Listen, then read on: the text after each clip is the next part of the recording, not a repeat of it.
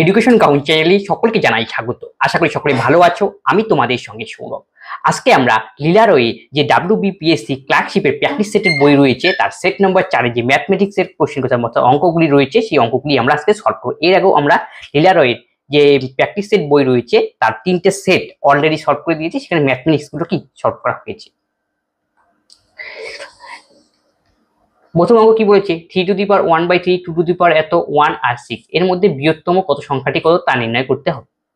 তাহলে প্রথমে কি দেওয়া রয়েছে, 3^1/3, তারপরে 2^1/2 আর 1 6^1/6।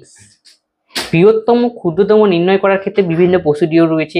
অঙ্কের যে ডাটা দেওয়া থাকবে তার উপর ডিপেন্ড করে আমরা বৃহত্তম ক্ষুদ্রতম নির্ণয় করব।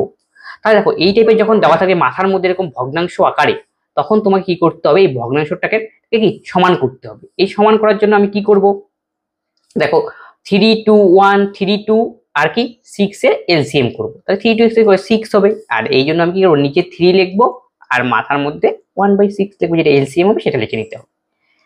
2 আর এলসিএম কত 6, 1 এলসিএম কত 6, 1/6 এখানে 6 1/6। ক্লিয়ার? তারপরে দাও আমার তো ছিল 1/3, তার মানে 1/3 আমাকে আনতে হবে, তার মানে 3 এর মাথার মধ্যে কিছু একটা বসাতে হবে, তো 3 এর মাথায় 2 বসালাম। এবার দেখো কাটাকাটি যদি করি আমরা, 2 আর 1/6 কাটাকাটি করলে আসবে 1/3। একই রকম ভাবে এটা আমাদের মেজারমেন্ট করতে হবে। 2 মাথার মধ্যে ছিল কত, হাফ আনতে হবে, তার মানে হাফ আনতে গেলে আমাকে এখানে দিতে হবে হলো 3, এই যে 3 6, দেখো কাটাকাটি গেলে হাফ এসে যাচ্ছে। একই রকম ভাবে এটা তো আর কিছু করার নেই, একের মাথায় যা দিবে তাই হবে। এটা হচ্ছে 6 এর মাথায় 1/6। ক্লিয়ার? তারপরে আমরা জানি 3 এর স্কয়ার 9, 9 এর মাথায় 1/6, 2 কিউব মানে 8, 8 এর মাথায় 1/6, 1 এর মাথায় 1/6, 6 এর মাথায় হলো 1/6। এবার লক্ষ্য করো এদের মধ্যে বৃহত্তম কোনটা, সবগুলোর পাওয়ার সেম করে দিলাম, তার মানে বৃহত্তম 9, 9^1/6। তবে 9^1/6 মানে আমাদের ছিল কত, 3^1/3, তার মানে অপশন ডি হবে কারেক্ট অ্যান্সার। এখান থেকে আমরা ছোটটাও নির্ণয় করতে পারতাম, বড় থেকে ছোট, ছোট থেকে বড় সবকিছু করা যায়। দুটি সংখ্যার গসাগু 8 এবং নিচের কোন সংখ্যা দুটির লসাগু হতে পারে না। গসাগু 8 আমি একটা উদাহরণ দিয়ে বুঝাই। মনে করো দুটো সংখ্যা নিলাম 3 আর 3, আরেকটা নিলাম 9, এদের গসাগু করলে অ্যান্সার কত হবে, সবাই বলবে 3। তাহলে লসাগু করলে অ্যান্সার কত হবে বলবেন। যেটা আমরা গসাগু পাবো, গসাগু দিয়ে যদি 3/3 করি, মানে গসাগু দিয়ে ভাগ করে অ্যান্সার মিলে যাবে, এটাই হলো লজিক। এই লজিকটাই আমাকে ইউজ করবো। তাহলে দুটি সংখ্যার গসাগু 8 এবং দুটি সংখ্যার কোনটি লসাগু হতে পারে না, মানে যেটা ভাগ যাবে না সেটা হতে পারে না। তো দেখো 8 কে 24 দিয়ে ভাগ যায়, তাই এটা তো আমাদের প্রশ্ন, এটা হতে পারে 24, 48 হতে পারে 8 দিয়ে ভাগ যায়, 56 হতে পারে, কিন্তু দেখো 60 কে 8 দিয়ে কি ভাগ যায় না, তার জন্য কি এটাকে লসাগু হতে পারে না। অপশন ডি হবে কারেক্ট অ্যান্সার। নিচেরটা সরলতম করতে হবে, তাই সরলতম পেছন থেকে সামনের দিকে যাব। তাহলে ক্যালকুলেশন করলে কি হয়, প্রথমে নিচের পার্টটা ক্যালকুলেশন করে নেব আমরা। 3 5 কত 15, 15 আর 4 কত 19, তাহলে 19/5 হলো। 19/5 থেকে ওকে উল্টে দিলে তাহলে কি হয় জানি, ভাগ হলে উল্টে যায়, তার মানে 1 + 1 1 প্লাস, তাহলে 5 দোকানে 10 আর নিচে আসবে 19। 1 + 1 এটা ক্যালকুলেশন করলে হবে 29/19, তাহলে 1 + 19/29। এখন যোগ করে দাও, তাহলে 29 আর 29 + 19 হবে, তাই 9 9 18, 2 একে 3 একে 4, 48/29 হবে আমাদের কারেক্ট অ্যান্সার। Option C. নিচে বলছে এর বর্গমূল করলে কত অ্যান্সার হবে। বর্গমূলের চিহ্ন দিয়ে দিলাম আগে, √3 + √2 আর নিচে থাকবে √3 - √2।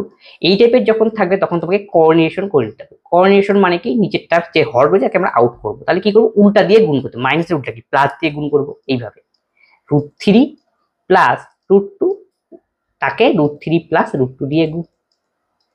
তাহলে উপরে আমি √3 + √2 দিয়ে গুণ করলাম, নিচেও তাই দিয়ে গুণ করতে হবে, √3 - √2, √3 + √2।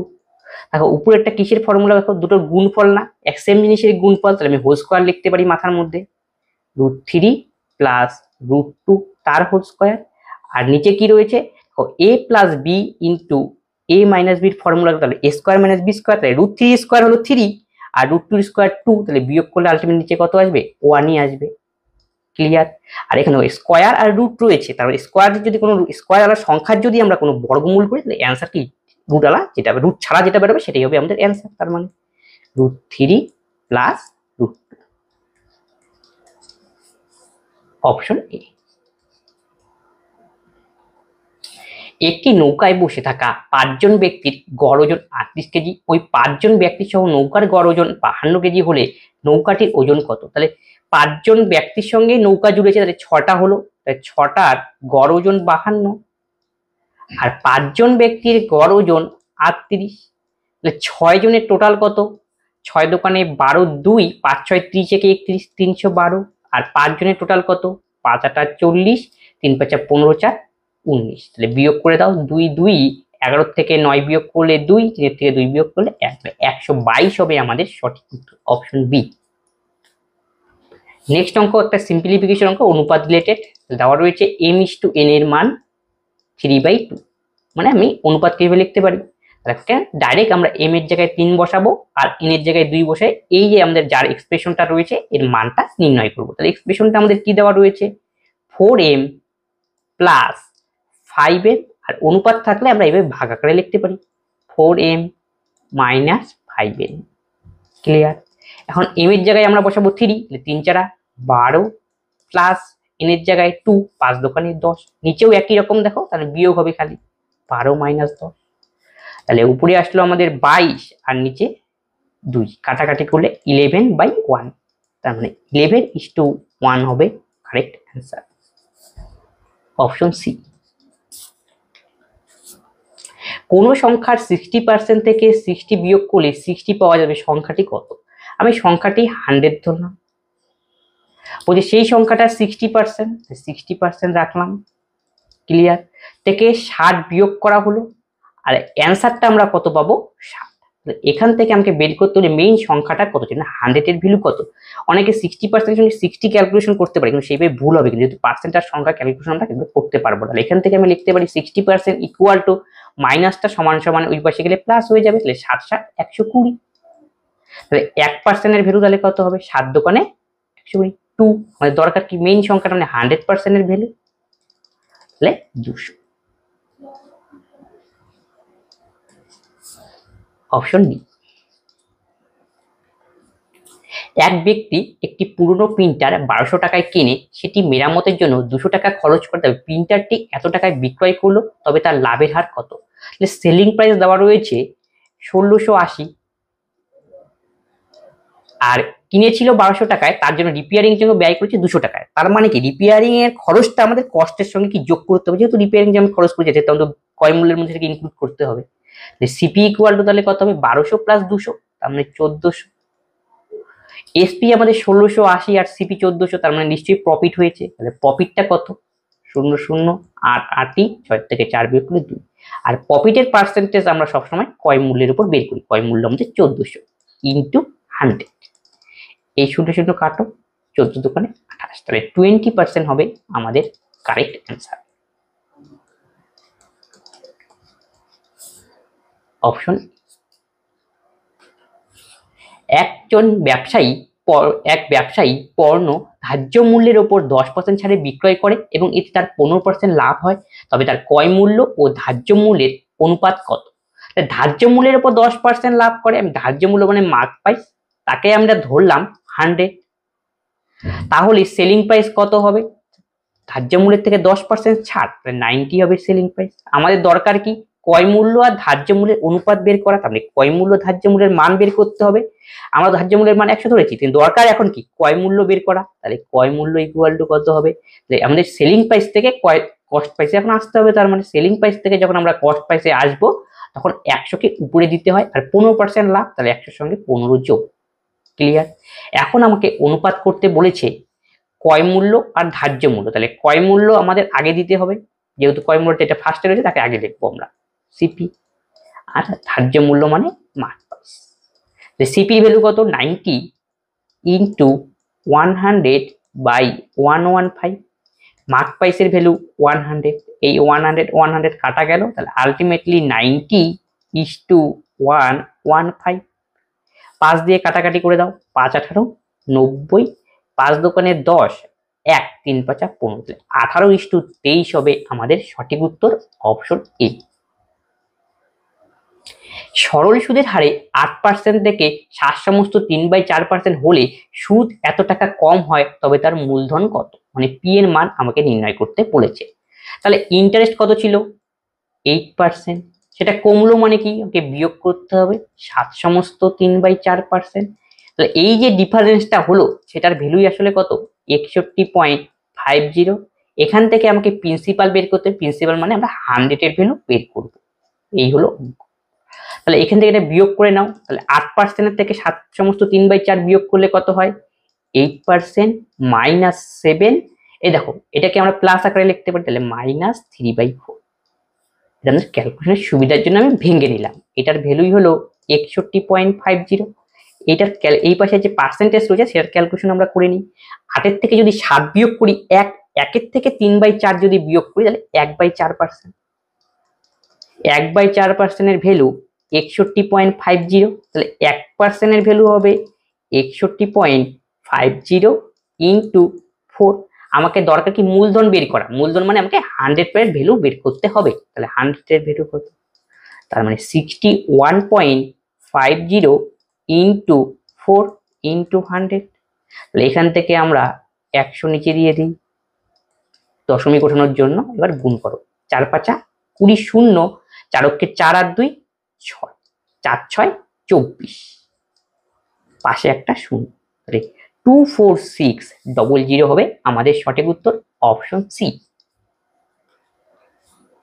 কিছু মূলধন বার্ষিক 5% চক্রবৃদ্ধি সুদের হারে 2 বছরের সুদ 246 টাকা হয়।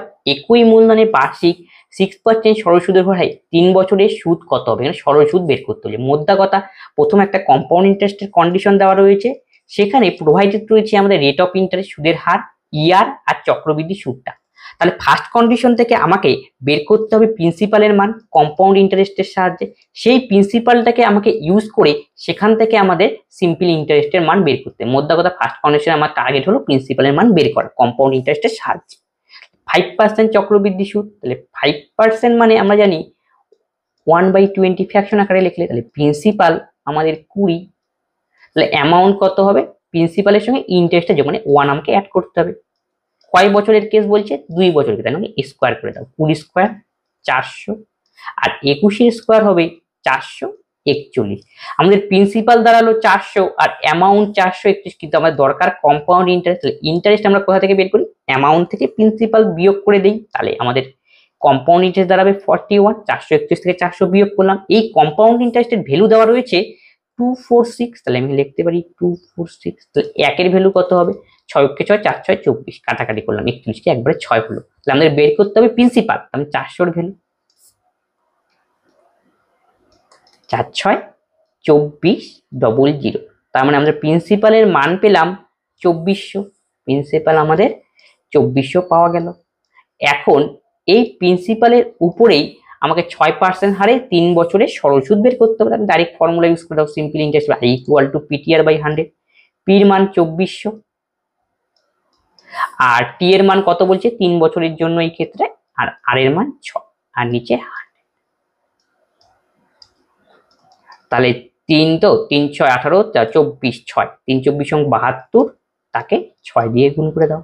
6 দোকানে 12 2, 6 7 42 থেকে 43, 432 হবে আমাদের সঠিক উত্তর, অপশন ডি। এ ও বি একটি কাজ 10 দিনে করে, বি ও সি একটি কাজ 15 দিনে করে, সি ও এ একটি কাজ 20 দিনে করে, সি একা কাজটি কত দিনে করবে? তাহলে টাইম এন্ড ওয়ার্কের অঙ্ক। তাহলে এ প্লাস বি একটি কাজ করে 10 দিনে, বি প্লাস সি ওই একই কাজটি করে 15 দিনে, আর সি প্লাস এ কাজটি করে 20 দিনে। তা সবাই যদি একসঙ্গে তাহলে কত সময় লাগে সেটা আমরা বের করে নিই। তার আগে আমাদের দরকার কি? টোটাল ইউনিট কাজ। টোটাল ইউনিট কাজ মানে কি? তাদের লসাগু করতে হবে 10 15 আর 20। লসাগু করলে হবে 60, এটাই আমাদের টোটাল ইউনিট কাজ। এখান থেকে এ প্লাস বির এফিসিয়েন্সি বের করবো। তাহলে এ প্লাস বির এফিসিয়েন্সি মানে কি, টোটাল ইউনিট কাজকে আমাদের টাইম দিয়ে ভাগ করলেই বেরোয় আমাদের এফিসিয়েন্সি। তার মানে 60 ভাগ 10 মানে 6, 4 × 60, একইভাবে 3, এফিসিয়েন্সি বেরিয়ে গেল।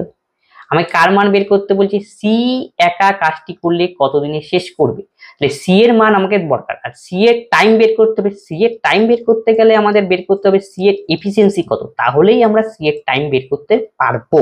তাহলে এখান থেকে আমরা সি এর এফিসিয়েন্সিটা বের করে নেব। তাহলে আমরা যদি সবগুলো একসাথে অ্যাড করে দেই তাহলে কি পাবো, দেখো সবগুলো ডবল ডবল করে রয়েছে, তাহলে 2 × a plus B plus C. এখানেও এফিসিয়েন্সি গুলো আমরা এই পাশে অ্যাড করে দাও, 6 4 10 আর 3 কত 13, তার মানে a প্লাস বি প্লাস সির এফিসিয়েন্সি কত দাঁড়াবে, 13/2। এটা পেলাম আমরা a plus B plus C total efficiency 13/2। কিন্তু আমাদের দরকার সি এর টাইম বের করতে, মানে সি এর এফিসিয়েন্সি বের করতে হবে। একটু যদি লক্ষ্য করো, a প্লাস বি থেকে যদি আমরা a plus B plus C থেকে যদি a প্লাস বির এফিসিয়েন্সি বিয়োগ করি তাহলে সির এফিসিয়েন্সি বেরোবে, তাহলেই আমাদের অঙ্ক হবে। তাহলে সির এফিসিয়েন্সি দাঁড়াবে আলটিমেটলি 13/2, টোটালটার থেকে a প্লাস বি বিয়োগ করে মানে 6 বিয়োগ করতে হবে। তাহলে 6 দোকানে 12, 1/6 দোকানে 12, তাতে পারে 1/2। এটা হলো সি এর এফিসিয়েন্সি। আমার দরকার সি এর time equal to total unit কাজ 60 আর এফিসিয়েন্সি দিয়ে ভাগ, তাহলে 1/2। তাহলে ক্যালকুলেশন করে দাঁড়াবে 120। Option B. একটি চৌবাচ্চা ভর্তি করতে পি নলের 8 ঘন্টা এবং ভর্তি চৌবা খালি করতে কিউ নলের 16 ঘন্টার সময় দুটি নল একসঙ্গে খুললে কতক্ষণে চৌবাচ্চাটি ভর্তি হবে। তাহলে একটি চৌবা ভর্তি করতে পি নলের সময় লাগে 8 ঘন্টা এবং খালি করতে কিউ নলের সময় লাগে 16 ঘন্টা। একসঙ্গে কাজ করবে, তার মানে কি এখানে বিয়োগ করতে হবে। 16 টোটাল ইউনিট কাজ, তাহলে ফর্মুলা দিয়ে করতে পারতে 8 দোকানে 16 1, তার মানে টাইম কত, টোটাল ইউনিট কাজ আর এফিসিয়েন্সি। যেহেতু এটা কি ভর্তি করে এটা কি খালি করে, তাহলে আলটিমেট কত হয় 2 - 1 1, তাহলে 16 হবে সঠিক উত্তর। Option C. 120 মিটার দীর্ঘ একটি ট্রেনের গতিবেগ 90 কিলোমিটার/আওয়ার, তবে 230 মিটার লম্বা একটি প্ল্যাটফর্ম অতিক্রম করতে ট্রেনটির কত সময় লাগবে। মানে ট্রেন যখন প্ল্যাটফর্মকে অতিক্রম করবে, ট্রেনের লেন্থ প্লাস প্ল্যাটফর্মের লেন্থ আমাকে জুড়ে দিতে হবে। তাহলে দেখো প্ল্যাটফর্মের লেন্থ 230 আর ট্রেন লেন্থ 120, তাই টোটাল লেন্থ কত হবে 350। এটা হলো টোটাল লেন্থ। তাই টোটাল লেন্থকে আমাকে ট্রেনের গতিবেগ দিয়ে ভাগ করলেই টাইম, তাহলে কিন্তু কিলোমিটার/আওয়ার হচ্ছে মিটার/সেকেন্ডে আনতে হবে। 5/18 দিয়ে জন্য গুণ করে দিলাম।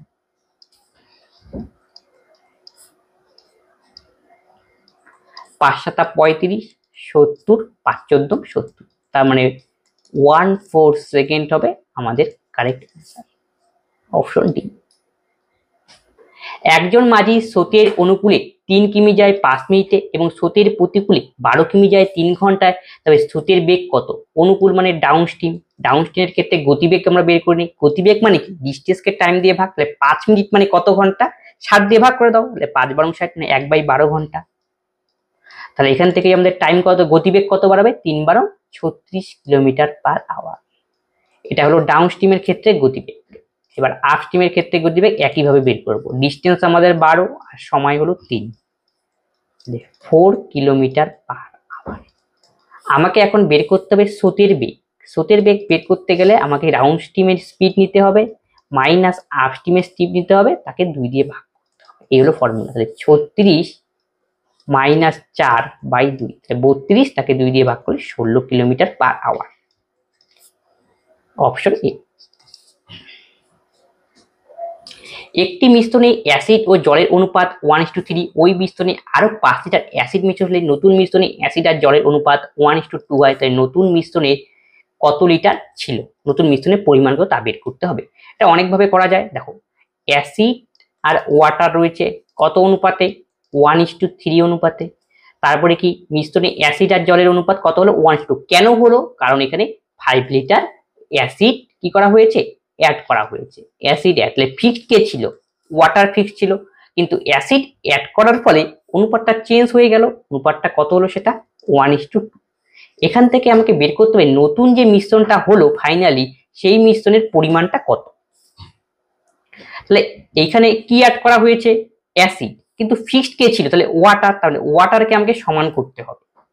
তাহলে কিভাবে করব, অ্যাসিড আর ওয়াটার অল্টারনেট দিয়ে গুণ করে দাও, তাহলে উপরটাকে 2 দিয়ে গুণ করলাম, 2 অক্ষে 2, 3 দোকানে 6, নিচেরটাকে 3 দিয়ে গুণ করে দাও, 3 অক্ষে 3, 3 দোকানে 6, যে ওয়াটার কি সেম করে যাবে, কেন, যেহেতু ওয়াটার অ্যাড করা হয়নি, অ্যাসিড অ্যাড করা হয়েছে, মানে কি অ্যাসিডের পরিবর্তন হয়েছে, ওয়াটারটা ফিক্স ছিল।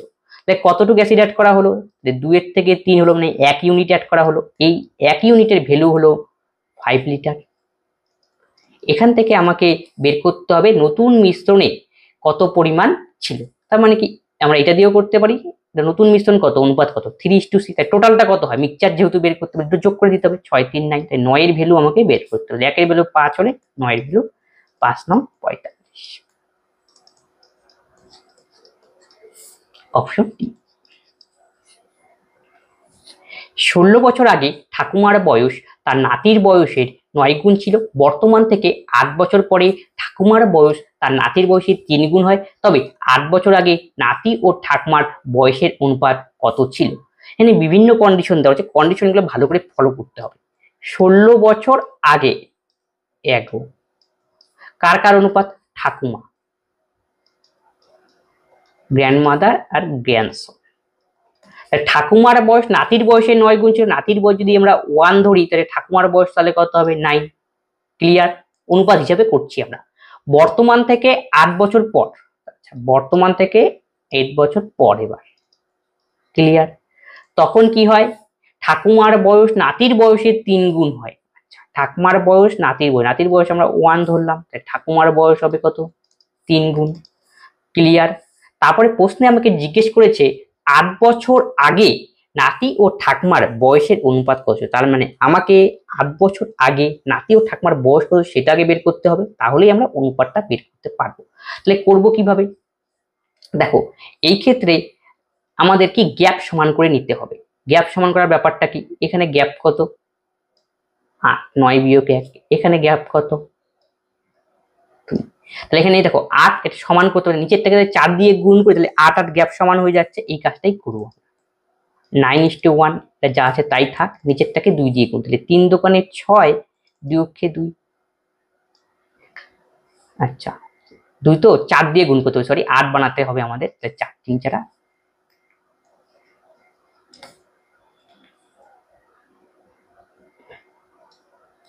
2 4,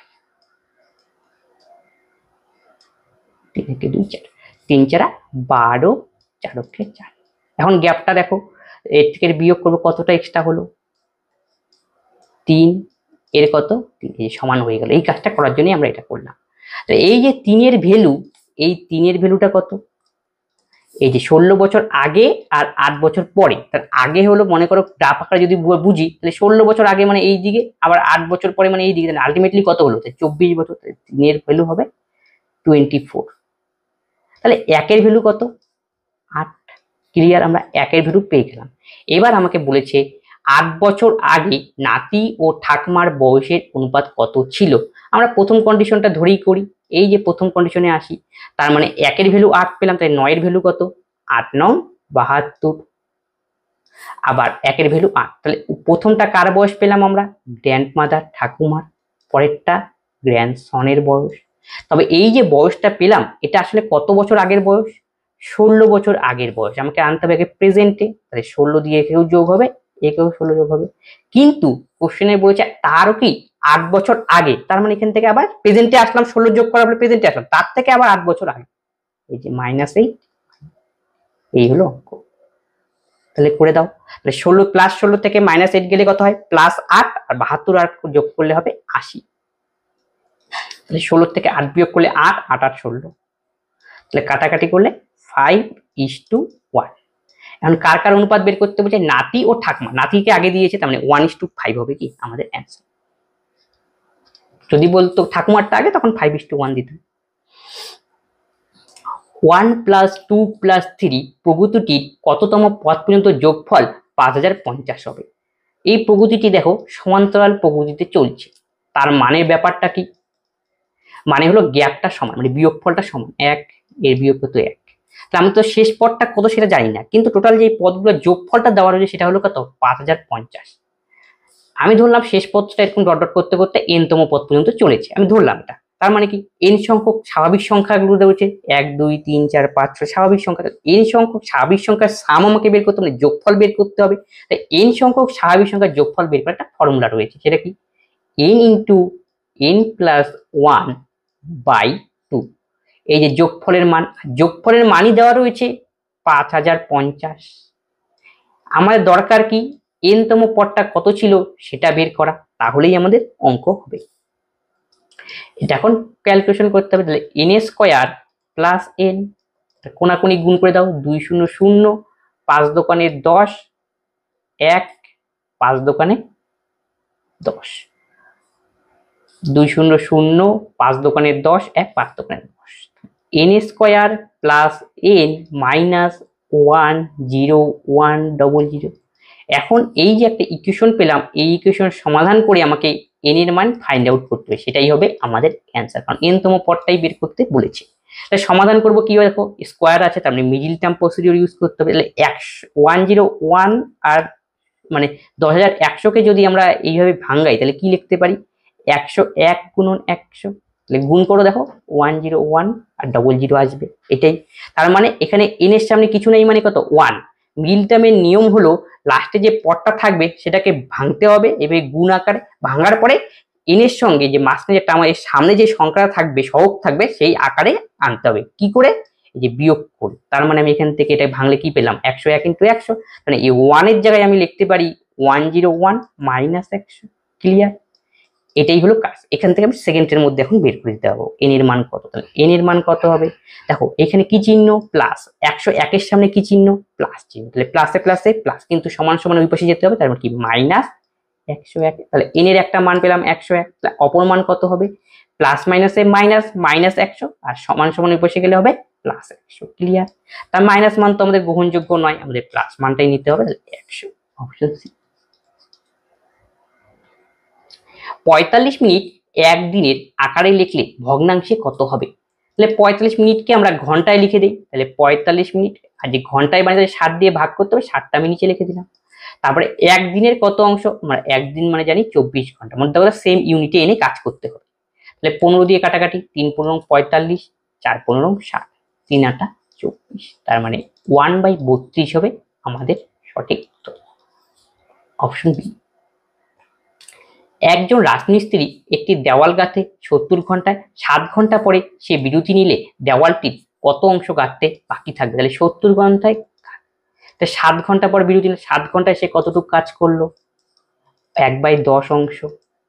তাহলে কি বলছে, দেওয়ালটি কত অংশ কাজ বাকি, তাহলে সে কাজ করলো 1/10 অংশ, অংশ আকারে। আমি জানি টোটাল কত অংশ হয়, 1 অংশ, তার থেকে বিয়োগ করলে দিলে সেটাই বাকি রয়েছে, তার মানে 1 মাইনাস 1/10। তাই দশককে 10 বিয়োগ 1, 9/10। তাহলে ক্যালকুলেশন করলে হবে 0.9, অপশন এ।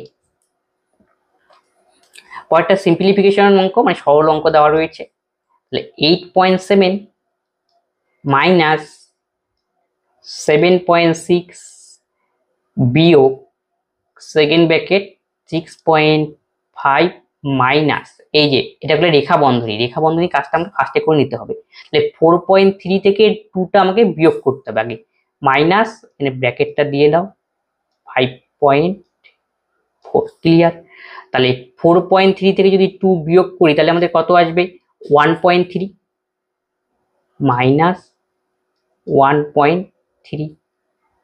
ক্লিয়ার? 2.0, সরি 2.3 আসবে। ক্লিয়ার? তারপরে দেখো কি রয়েছে, second bracket, third bracket, 8.7 minus 7.6 বিয়োগ সেকেন্ড ব্র্যাকেট 6.5 মাইনাস, এটা থেকে বিয়োগ করতে হবে।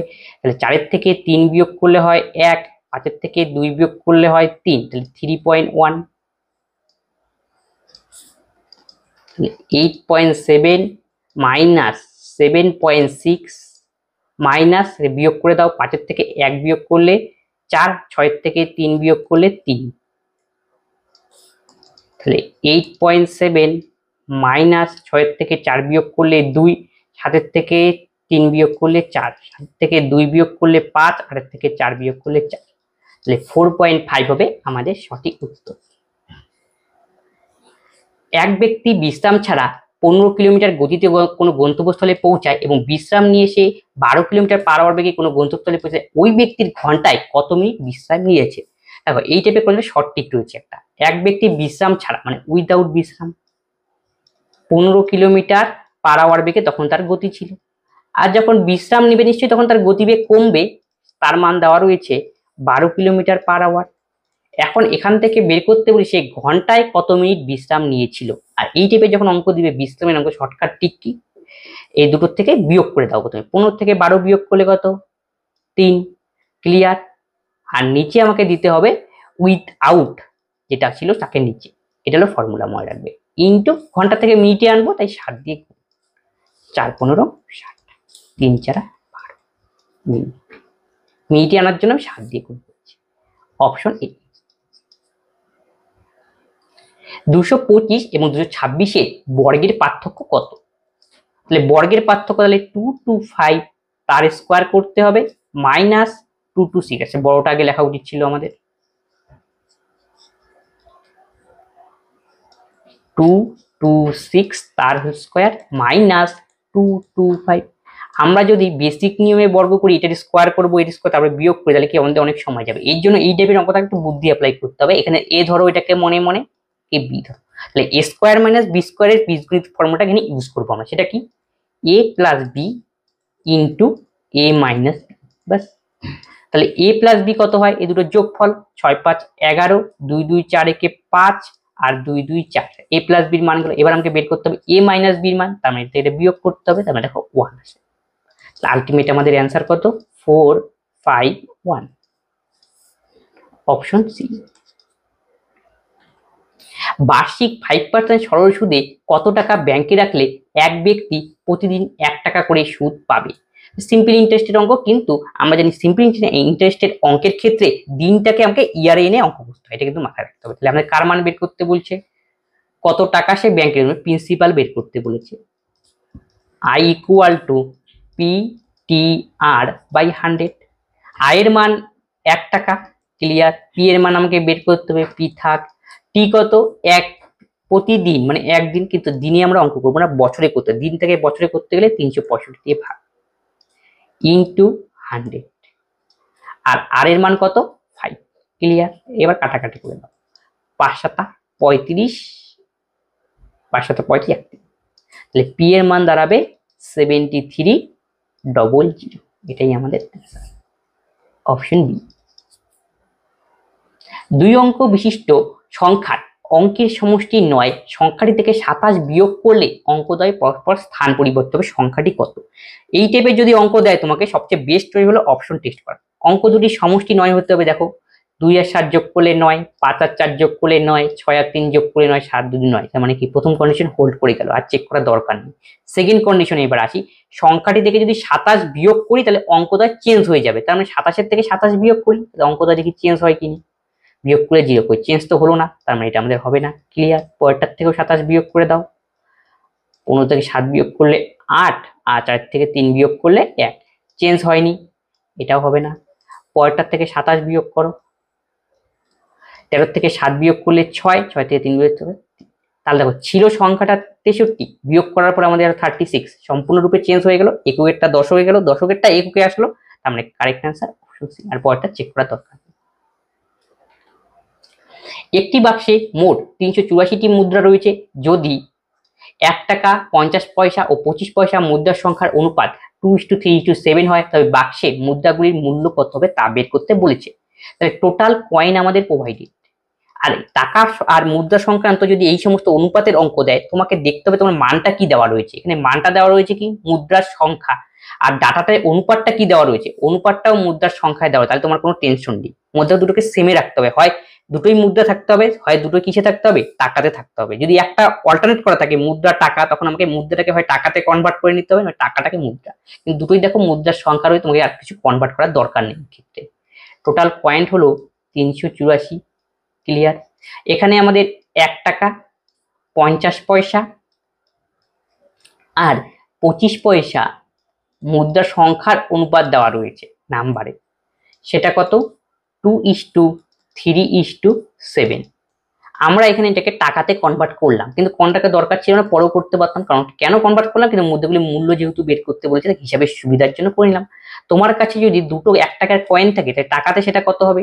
2 টাকা।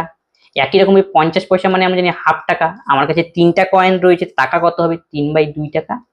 একই রকম ভাবে এটা হবে 7/4 টাকা। আমাদের টোটাল মুদ্রা কতগুলো? 384। তাহলে মুদ্রার সংখ্যার অনুপাত কত? এই যে উপরেরটা। তাহলে যোগ করে দাও টোটাল যেহেতু বলেছে, 3, 2 আর 3 কত? 5 আর 7 কত? 12। তাহলে এই 12র ভ্যালু দেওয়া রয়েছে 384। তাহলে একের ভ্যালু কত? 3 12 36, 2 24, 12 দোকানে 24, একের ভ্যালু 32। কিন্তু আমাকে প্রশ্নে বলেছে বাক্সের মুদ্রাগুলির মূল্য কত, টোটাল মূল্যটা আমাকে প্রাইসটা বের করতে হবে। এই জন্যই আমি এখানে মুদ্রা থেকে প্রাইসে কনভার্ট করেছি। যদি বলতো মুদ্রা প্রতিটা কত, তাহলে প্রাইসে কনভার্ট করা দরকার পড়তো না। তাহলে টোটাল প্রাইস কত অনুপাত থেকে আমরা বের করে নিই, সেটা অনুপাত হিসাবে কত চাই? তাহলে 2 প্লাস 3/2 প্লাস 7/4। তাহলে ক্যালকুলেশন করলে আলটিমেটলি লসাগু করে দাও 4, 4 দোকানে 8, ক্লিয়ার। 2 দোকানে 4, তাহলে 3 দোকানে 6, 4 × 4 7, তাহলে 7 6 13 আর 8 কত? 21/4। তাহলে আমাদের একের ভ্যালু দাঁড়ালো 32, আমার দরকার কি? 21/4 এর ভ্যালু বের করা। 32 গুণন 21/4, 4 8 32। তাহলে 8 × 8, 8 দোকানে 16। আমি ক্যালকুলেশনটা এখানে লিখছি 168। অপশন 750 টাকা এ, বি, সি ও ডি এর মধ্যে এমন ভাবে ভাগ করো যাতে এর অর্থ বি এবং সি এর প্রাপ্ত অর্থের সমষ্টি সমান হয়। বি সি এর তুলনায় 125 টাকা বেশি দেয়, ডি সি কি সমপরিমাণ অর্থ, তবে এর প্রাপ্ত অর্থের পরিমাণ কত? তাহলে ডি আর সি সমপরিমাণ অর্থ দেয়, তাহলে সি যদি x টাকা দেয়, তাহলে ডিও x টাকা দিবে, ক্লিয়ার। তারপরে কে কে রয়েছে? 4 জন রয়েছে, কিন্তু A B C D, C R D এর মান পেয়ে গেলাম না, কিন্তু বি আর সি এর মানটা আমাকে বের করতে হবে। এখন এর অর্থ বি এবং সি এর প্রাপ্ত অর্থের সমষ্টির সমান, ক্লিয়ার। বি সি এর তুলনায় 125 টাকা বেশি পায়। আচ্ছা, বি সি এর তুলনায় 125, সি কত চায়? x, তার থেকে 125 হবে। বি এরটাও পাওয়া গেল, এখন দরকার এর মানটা বের করা। এর মান প্রথম কন্ডিশনে রয়েছে, এর অর্থ বি ও সি এর প্রাপ্ত অর্থের সমষ্টির সমান। তাহলে এর অর্থ বি আর সি এর প্রাপ্ত অর্থের যোগফলের সমান, তাহলে যোগ করে দিতে হবে বি আর সি এরটা, 2x প্লাস 125, ক্লিয়ার। দেখো সবার মানই আমি বের করে দিলাম, এখন টোটালটা দেওয়া রয়েছে, তার মানে এটা টোটাল করে দিতে হবে। এই হলো অঙ্ক। একটা x, দুটো x, তিনটা x, 5টা x প্লাস 125 125 250, এই টোটালের ভ্যালু 750। তাহলে x এর ভ্যালু কত হবে? তাহলে বিয়োগ করে দাও 0 0 5 5 0, হাতের থেকে 2 বিয়োগ করলে 5, তাহলে x হবে 100, ক্লিয়ার। এখন কার মান বের করতে বলেছে? তবে এর প্রাপ্ত অর্থ কত? এর মান কোথায়? এই যে 2x প্লাস 125, এখানে মান বসাতে হবে। তাহলে x এর মানে 100, 2 গুণ 100 200 প্লাস 125, তাহলে 325 হবে আমাদের correct answer. Option D.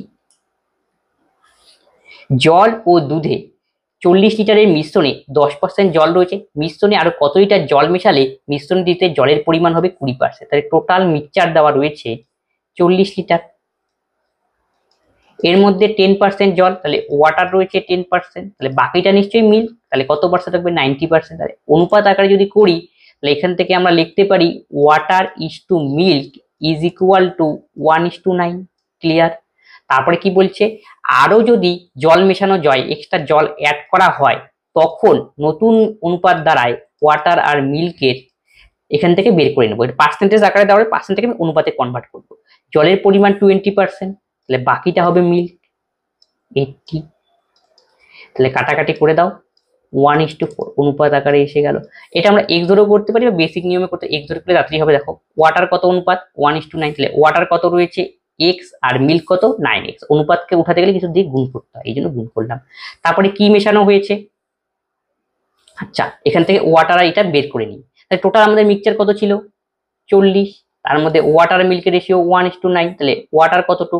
Total কত? 9 কে কত? 10, 10 এর ভ্যালু 40, 1 এর ভ্যালু 4, 4 কে 4 হলো ওয়াটার, তাহলে বাকিটা নিশ্চয়ই মিল্ক থাকবে, 4 9 36, ক্লিয়ার। এখন দেখো এটার সাহায্যে করলেই বেস্ট হবে। তাহলে 4 লিটার ছিল ওয়াটার আর 36 লিটার ছিল মিল্ক। এখন কি মেশানো হয়েছে, আরো কত লিটার জল মেশানো হলো, তার মানে জলের সঙ্গে যোগ করো, এই যে জলের সঙ্গে যোগ করে দিলাম, আর অনুপাতটা কত 1/4, বাস 4 নং 36, তাহলে এক্স এর মান 5। অপশন এ বি সি একটি যৌথ ব্যবসায় 1:2:3 অনুপাতে টাকা বিনিয়োগ করে, তাদের বিনিয়োগের সময়ের অনুপাত এত হলে তার লাভের অনুপাত কত। তাহলে ইনভেস্টমেন্টের অনুপাত দেওয়া রয়েছে এ বি আর সি এর 1:2:3, আর টাইমের অনুপাত দেওয়া রয়েছে 1:2:3 সেম। দেখো এটা হলো কি আমাদের যে অংশীদারি কারবার রিলেটেড অঙ্ক। অংশীদারি কারবারের ক্ষেত্রে আমরা জানি profit equal to investment into টাইমের গুণফল। এই লজিক দিয়েই এই অঙ্কটা আমাকে করতে হবে কিন্তু। তাহলে আমরা ইনভেস্টমেন্টের অনুপাত জানি 1:2:3, টাইমের অনুপাতও জানি 1:2:3। আমাদের দরকার কি প্রফিটের অনুপাত আনা। তাহলে প্রফিট আনতে গেলে কি করতে হবে, নিশ্চয়ই ইনভেস্টমেন্ট আর টাইম দিয়ে গুণ করতে হবে। তাহলে 1:1, 2 দোকানে 4, 3 তিরিক্ষে 9, তাহলে 1:4:9 হবে আমাদের কারেক্ট অ্যান্সার, অপশন বি। বাদাম তেলের বাজার দাম 30% বৃদ্ধি পাওয়ায় একজন পরিবার বাদাম তেলের ব্যবহার 30% হ্রাস করে, তবে ওই পরিবারে বাদাম তেলের জন্য বরাদ্দ খরচ কত। তাহলে 30% বৃদ্ধি পেল দাম, আর ব্যবহার হ্রাস পেল কত 3, তাহলে প্লাস মাইনাসে মাইনাস, অর্থাৎ a plus a minus B AB by 100 যে ফর্মুলাটা ছিল সেটাই আমরা এখানে ইউজ করব, a plus B plus AB by 100।